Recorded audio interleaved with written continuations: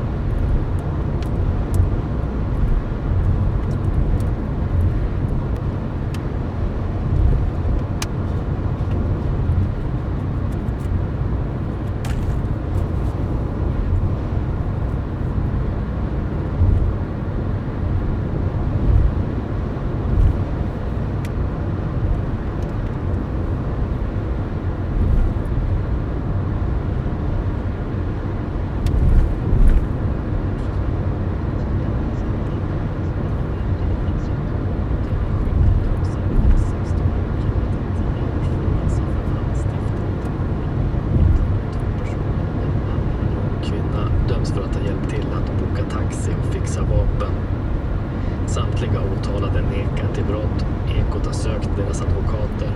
2 av dem uppger redan nu att domen kommer att överklagas.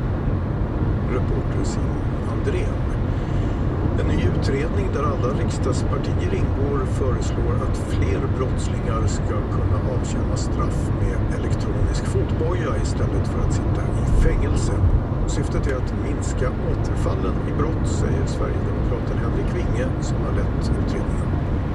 Och därför så föreslår vi också att man ska kunna möjliggöra det för de som avtjänar betydligt längre straff än idag, från dagens 16 månader till 18 månader. Men vi tycker också att man bör göra en avvägning då, så att man inte inkluderar de som har begått allvarliga brott mot personer, det vill säga till exempel våldsbrott och sexualbrott. Vad är skälet till att man drar gränsen vid 18 månader? Vi har erfarenhet från ungdomspåföljder upp till 1 år, men vi vet inte riktigt hur det fungerar över 1 år. Så man behöver kanske genomföra det och titta på hur fungerar det för den gruppen som avtjänar långa straff.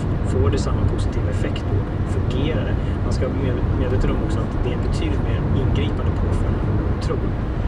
Det är inte säkert att det går för en större grupp att faktiskt avtjäna med fotboja så länge. Utan det kan hända att man behöver avbryta och återgå till anstalt. Förslaget skulle innebära att 500 personer fler än idag kan avtjäna sitt straff genom fotboja. Justitieminister Gunnar Strömmer ser positivt på att ta vidare förslagen som föreslås träda i kraft nästa sommar. Jag tycker att det är ett intressant förslag. Vi ska nu gå på djupet i det och också höra vad remissinstanser har att säga om det innan vi väljer väg framåt. Utredningen föreslår även att de intagna som har ett missbruksproblem ska få behandling från kriminalvården.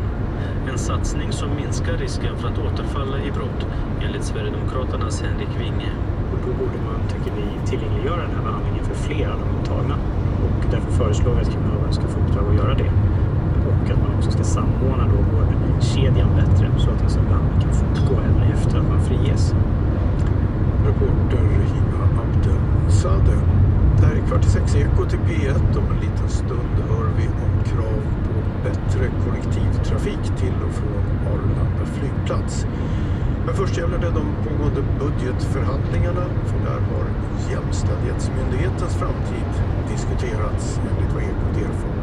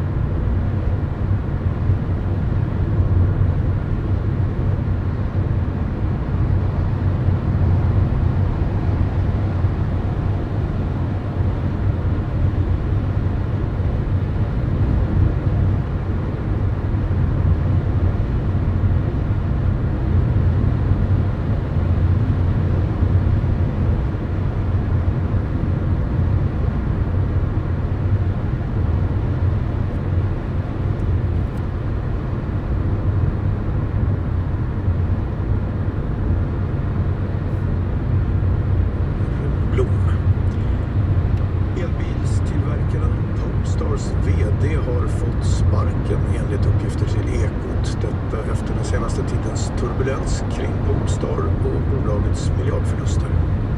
Den nuvarande chefen Thomas Ingelat ersätts utav Opels tidigare VD Michel Lorscheller senare i höst.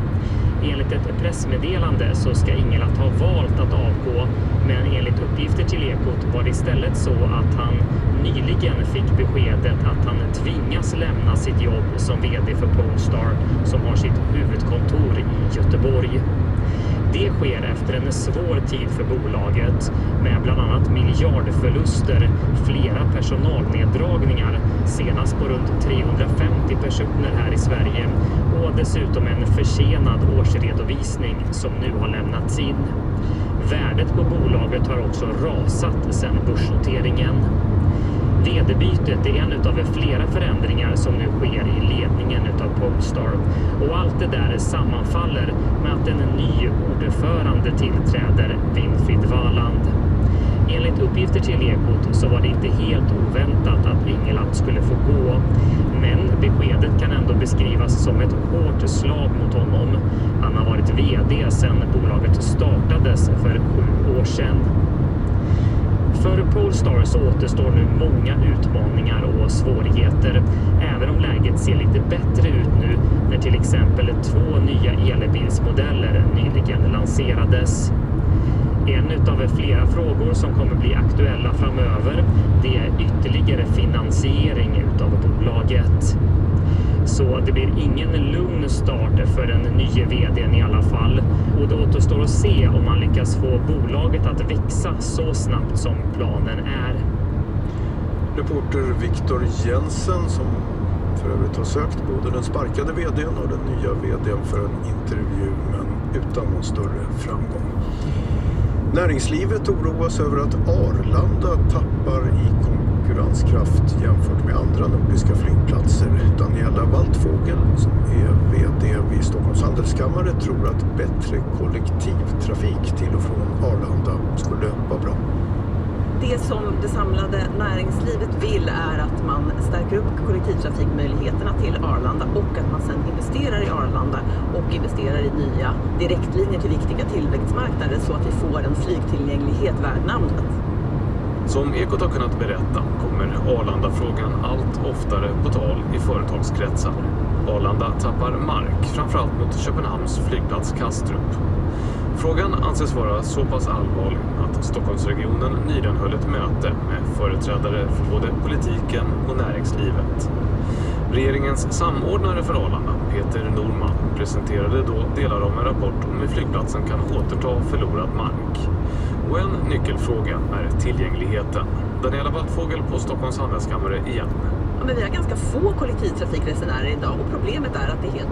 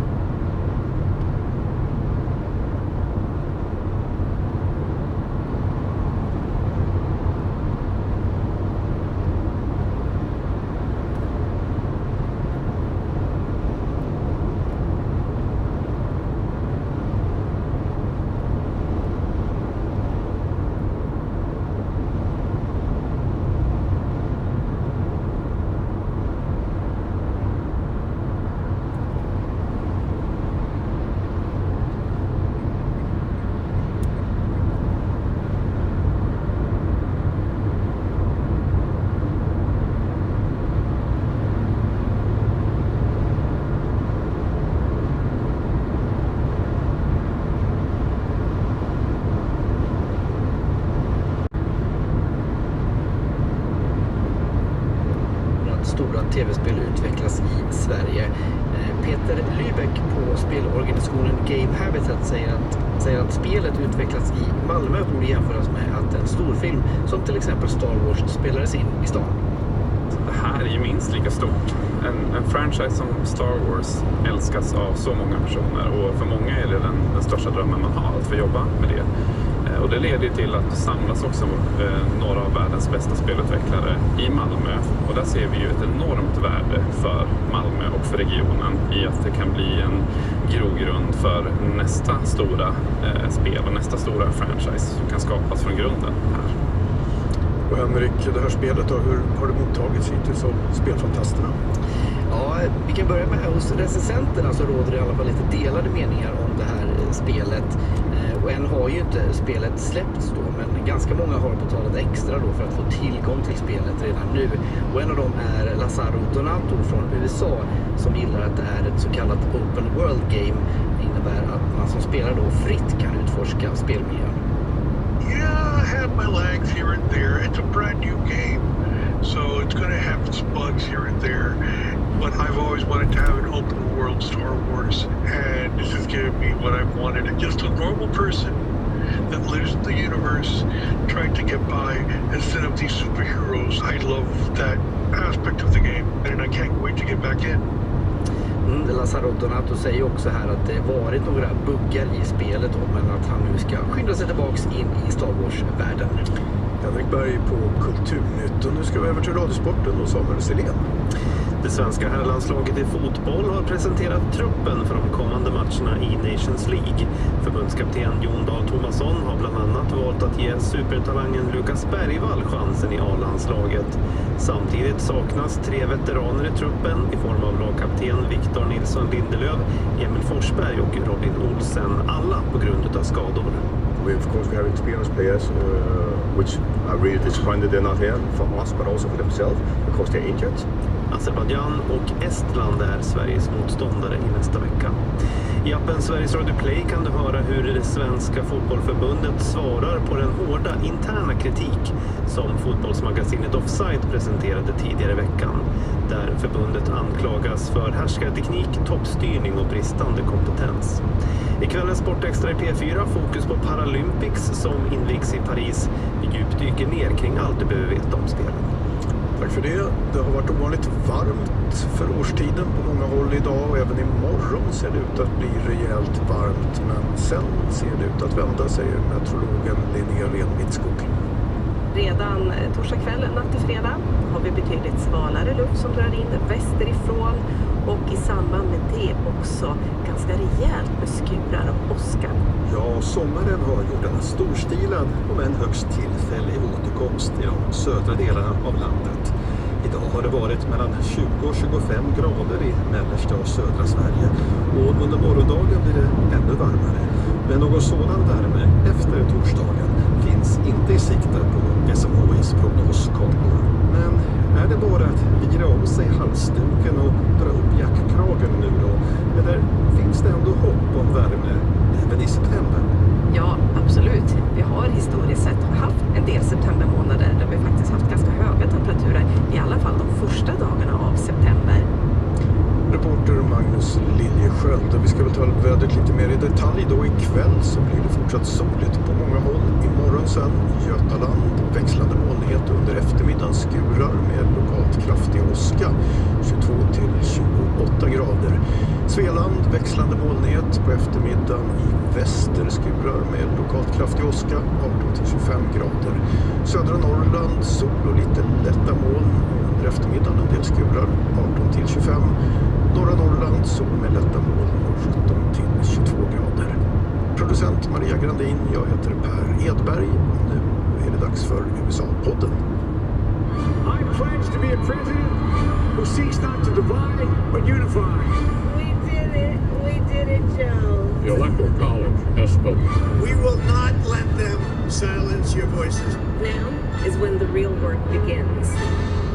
Ja, varmt välkomna ska ni vara till USA-podden avsnitt 503. Det är onsdag den 28 augusti och klockan är 15.04. Och på plats i Washington, båda två, Gina Lindberg och Roger Wilson. Hej Gina! Hallå, god morgon. Roger, hej! Ja, jag vill också säga hej. Hur är det att vara i huvudstaden, Roger? Jag kan inte säga annat än att det ska bli skönt att åka till kalla San Francisco. Det är värmevarning här idag så man ska tydligen inte vara ute så mycket och inte göra något jobbigt ute och dålig luftkvalitet på det också. Så att jag är lite nervös för att jag kanske kommer falla död ner när jag bär ut mina väskor till taxin. Så har vi i Washington. Du Gina, det är du som bär ut Rogers väskor till taxin kan jag säga.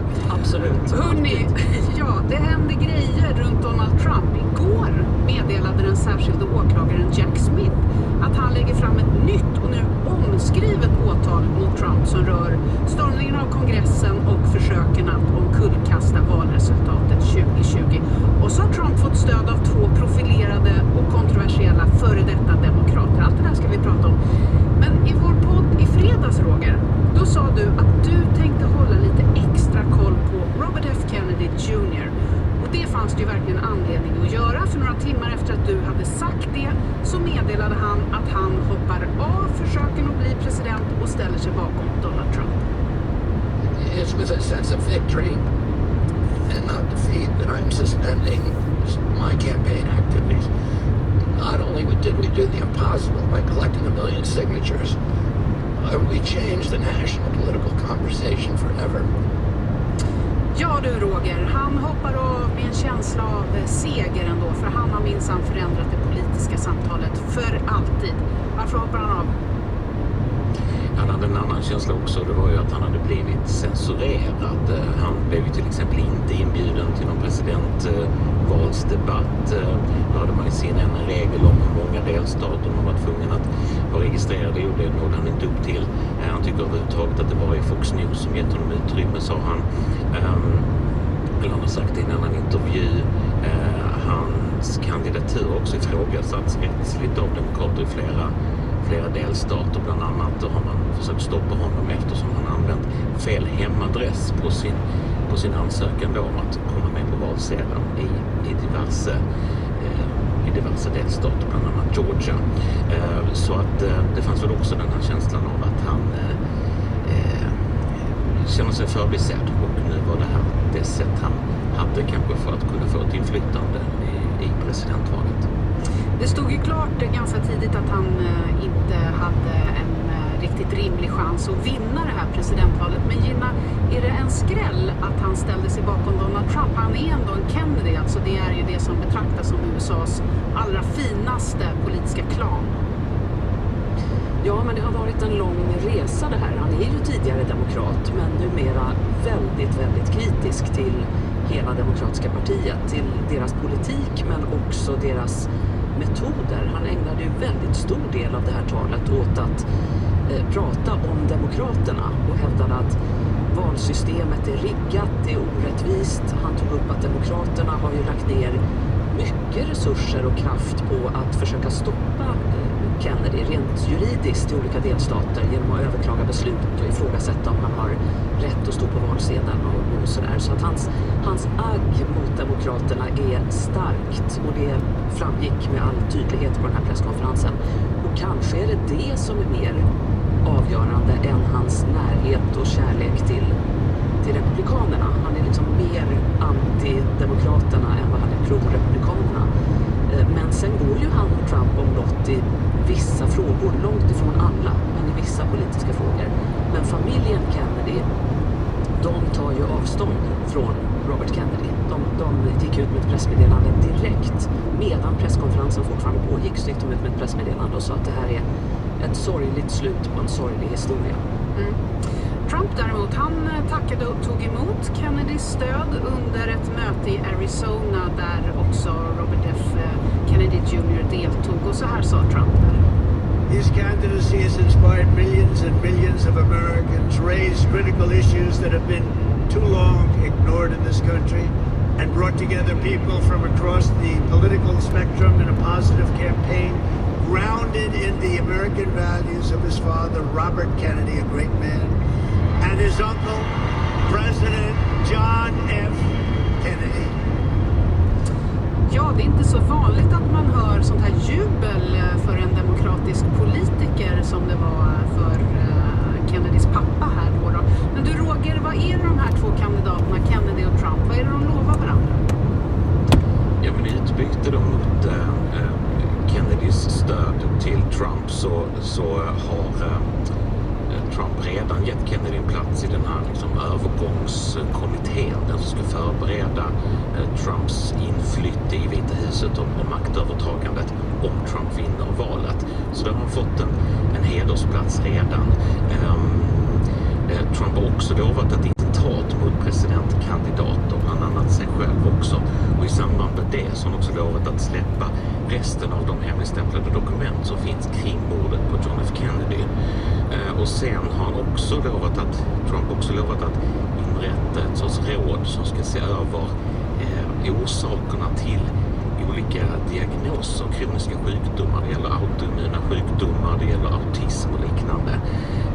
Om det till exempel kan finnas orsaker som handlar om mat och livsmedel eller gifter i naturen som människor har släppt ut. Och den där sista eftergiften eller förslaget som skulle någonstans ligga i linje med Kennedys, den har Trump varit inne på tidigare, så det har varit jättesvårt för honom att bara återaktualisera det. Men Roger, det där sista som du pratar om, det har ju varit en stor sak i Robert F. Kennedy Jr.'s kampanj. Det har det varit, absolut. Alltså han vill ju prata mycket om ren mat och och gifter i maten och hur det påverkar oss. Så det är en stor del av Kennedys kampanj, men det var inte heller så svårt för Trump att ta upp det, eftersom det finns redan på hans webbsida som ett förslag. The message that I think we should not compare countries, nations. I think we should give the way to every nation without offending other nation, but just respect and admire every nation's culture and music, because I think this is what our modern society is about. We need to have this equality and respect for every culture, and this is the message I'm trying to push, because because for the moment I think Ukrainian music and culture doesn't get enough attention, so this is what I'm trying to change. Så Natalia Gordeyeva har altid ukrainsk musik med i sine koncertprogrammer. Hun føler, at det er hendes pligt, og ikke mindst hendes mission, at gøre det europæiske koncertpublikum opmærksomme på, at den ukrainske musik findes, siger hun. Der er masser af ukrainske musikstykker, som er fuldstændig ukendte i offentligheden. Musik, der er blevet brændt, ødelagt eller forbudt, og skrevet af ukrainske komponister, som blev fængslet eller dræbt af det sovjetiske styre. Den musik vil Gordeyeva nu gerne have frem i lyset, så den bliver respekteret på linje med for eksempel tjekkisk og polsk musik. Sure.